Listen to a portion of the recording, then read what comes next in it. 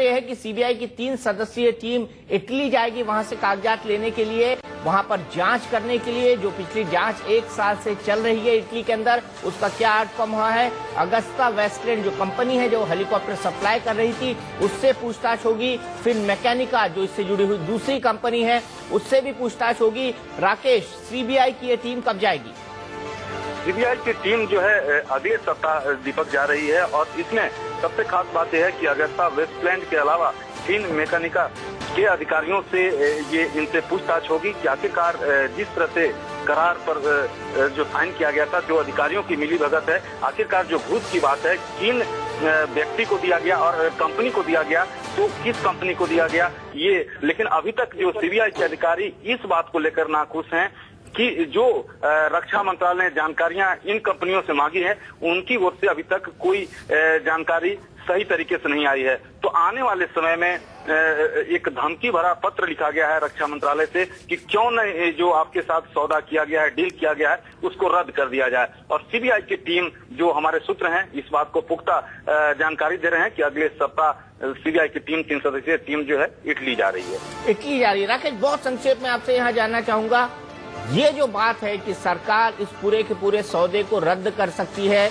क्या ये ठीक है? ये स्टोरी का मतलब निकालना ठीक है? देखिए, जिस तरह से लगातार सरकार पर वार हो रहे हैं और जिस तरह से विपक्ष लगातार सरकार को घेरने के प्रयास कर रही है, रक्षा मंत्री पहली बार अपने आप में दबाव में महसूस कर रहे हैं। आपको बता दें दीपक कि ए.के. एंटोनी को जो मैंने पिछले 5 सालों में देखा है, रक्षा मंत्री ए.के. एंटोनी इतने दबाव में कभी भी नहीं थे।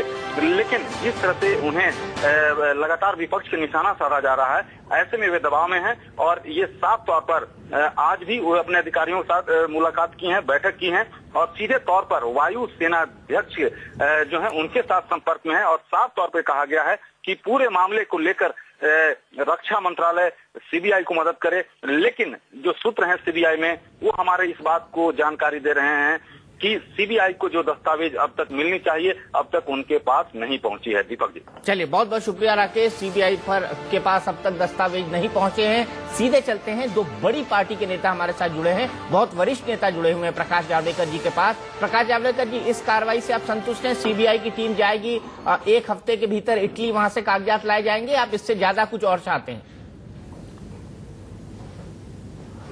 सरकार इतनी देर से क्यों जागती है? 11 महीने पहले इसकी पहली खबरें आनी शुरू हुई। इटली की अर्थव्यवस्था ऐसी है कि उनको इस ऑर्डर से बहुत फायदा होने वाला है। फिर भी उन्होंने भ्रष्टाचार की खबरें आते ही तुरंत उसका संज्ञान लेते हुए उसके खिलाफ कार्रवाई शुरू की।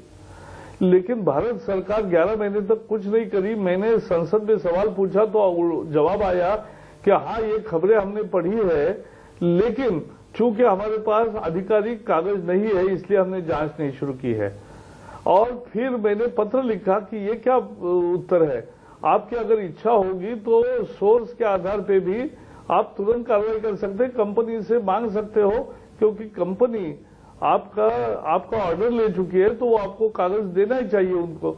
लेकिन वो भी नहीं हुआ 2 महीने तक। और फिर अब जाके जब उनके मुख्य अधिकारी को गिरफ्तार हुआ, तब जाके इटली सरकार इतना काम कर रही है और भारत सरकार कुछ नहीं कर रही, दुनिया के सामने एक्सपोज हो रही, तब जाके एकदम हरकत में आकर आज कर रहे।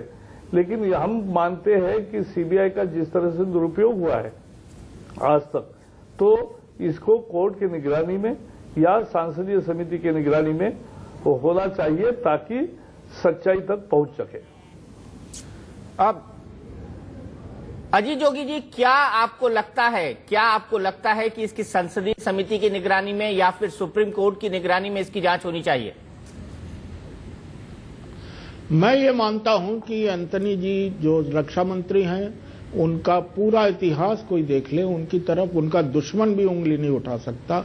वो ईमानदारी के पर्याय माने जाते हैं और उनके रहते रक्षा मंत्रालय में यदि इस तरह की कोई हरकत हुई है, इंटीग्रिटी क्लॉज जो हमारे एग्रीमेंट में है उसका उल्लंघन हुआ है, चाहे जो भी होगा, जितना बड़ा भी होगा, जिससे भी कनेक्टेड होगा, उसको दंडित किया जाएगा, किसी को भी छोड़ा नहीं जाएगा।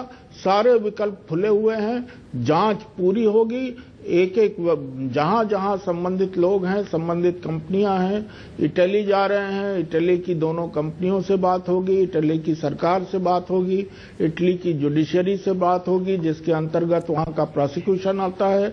भारत में संबंधित लोगों से सभी से बात होगी और जो भी नाम सामने आए हैं उन सब से सीबीआई चर्चा करेगा, बातचीत करेगा, उनके बयान लेगा और सही निष्कर्ष पर पहुंचा जाएगा, इस पर हमें संदेह नहीं होना चाहिए। और एंथनी जी के रहते हुए मैं नहीं सोचता कि प्रकाश जी जैसे विद्वान व्यक्ति भी असहमत होंगे कि हमें थोड़ा सब्र रखना चाहिए। और मैं इस बात से बिल्कुल असहमत हूं कि एंथनी जी 11 महीने तक चुप रहे। जैसे ही ये जानकारी पेपरों में उछली, इधर उधर आई, टेलीविजन में आई, उन्होंने तत्काल हमारे एम्बेसी को कहा कि इसके बारे में पूरी जानकारी एकत्र करके दें। उन्होंने तत्काल वहां की सरकार को कहा कि इसके बारे में अगर आप कोई जांच पड़ताल कर रहे हैं तो उसकी पूरी जानकारी हमें दें। पर ये दुर्भाग्य की बात है कि ना तो हमारी एम्बेसी कोई तथ्य कलेक्ट कर सकी और ना ही वहां की सरकार कोई तथ्य कलेक्ट करके हमारे पास भेज सकी। उनका सीधा सीधा ये कहना था कि हमारे यहाँ जो प्रोसिक्यूशन होता है वो एग्जीक्यूटिव के अधीन नहीं होता, वो जुडिशरी के अधीन होता है, इसलिए हम जानकारी नहीं दे सकते। अब जबकि सब बातें सामने आ रही हैं, लोगों के नाम सामने आ रहे हैं, जो भ्रष्टाचार हुआ है उसके तथ्य सामने आ रहे हैं। 3 लोग सीबीआई के वरिष्ठ अन्वेषक वहां जा रहे हैं।